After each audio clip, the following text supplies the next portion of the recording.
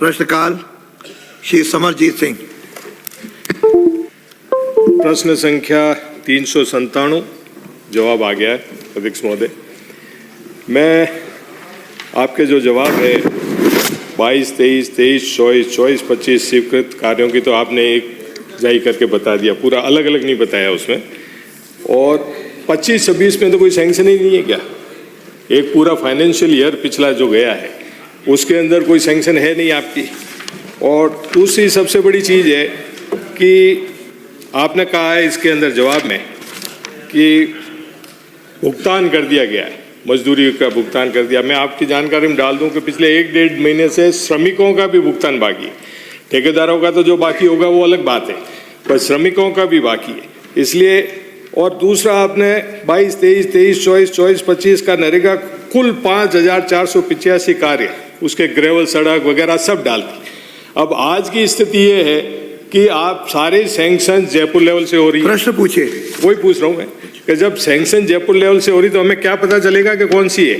और 25-26 का ये जो आंकड़ा बता रहा है कि कोई सैंक्शन नहीं आई, इसका मतलब सैंक्शन हो ही नहीं रही है। माननीय मंत्री, मैं आपको सैंक्शंस की जानकारी दे देता हूँ, जालोर जिले की दे देता हूँ। बहुत ज्यादा तो मतलब ग्रेवल सड़क का 22-23 में 95, 23-24 में 524, 24-25 में 195। और ये 95 जो हुई है ग्रेवल सड़क हमारे शासनकाल, आपके शासनकाल में, और ये कुल कार्य हो गए 432। 23-24 में 1672 है माननीय सदस्य, और 24-25 में 3,381 हैं, और 25-26 में 1,830 कार्य स्वीकृत किए थे आपको। और जो भुगतान की बात आप जहाँ तक कह रहे हो, लेबर का भुगतान तो 100% कर दिया है, लेकिन मटेरियल कंपोनेंट 83% का भुगतान किया है, 70% अभी बाकी है। वो भुगतान के लिए भी हमने केंद्र सरकार को पत्र लिख दिया, जैसे ही भुगतान आएगा वो भी भुगतान कर दिया जाएगा। और स्वीकृति नरेगा में जिला स्तर पर निकलती है, आपको जानकारी है। और अगर कोई स्वीकृति में दिक्कत है तो आप मेरे को बताएंगे, हम स्वीकृति निकलवाएंगे।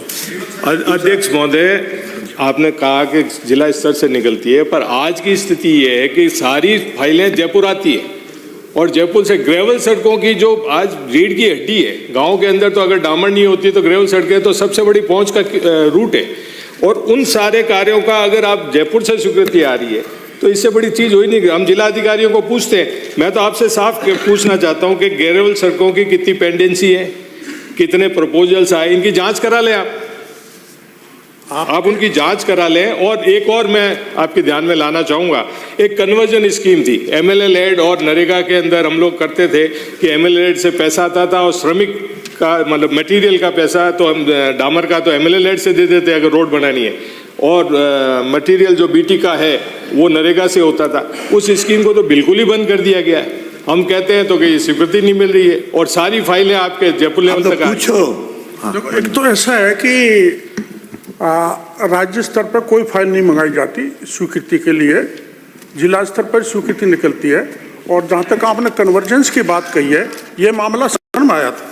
ये मामला सदन में आया था कि जो डबटेर और दूसरी समस्याएं मान्य सदस्यों की थी उनको कंसिडर किया जाए। तो मैंने इसमें आश्वासन दिया था अभी हाउस में कि एक कमेटी बनाई जाएगी जिसमें MLAs भी लेंगे और हमारे विभाग के अधिकारी होंगे, वो मिलके गाइडलाइन में क्या क्या MLA की सुविधा की जनहित में जोड़ा जा सकता है वो कमेटी रिपोर्ट के बाद हम जोड़ेंगे। अगर आप कह रहे हैं कि जयपुर नहीं आ रही है तो जांच करा लेना।